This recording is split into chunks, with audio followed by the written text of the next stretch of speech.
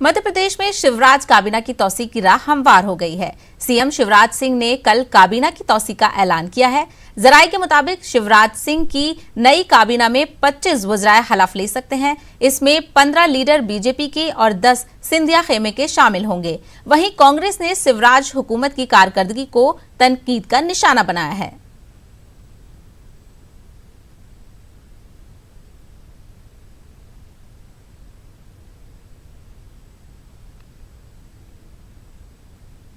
से अमृत निकलता है, जिस तो सिर्फ पी जाते हैं। सरकार को 100 दिन पूरे हो गए हैं।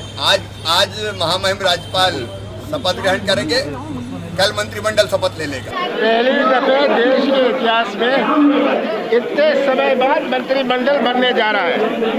इसके क्या कारण थे और मंत्रिमंडल बनाने का क्या परिणाम होगा, मध्य प्रदेश के भविष्य के साथ किस प्रकार का खिलवाड़ होगा, ये आगे आने वाला समय बताएगा।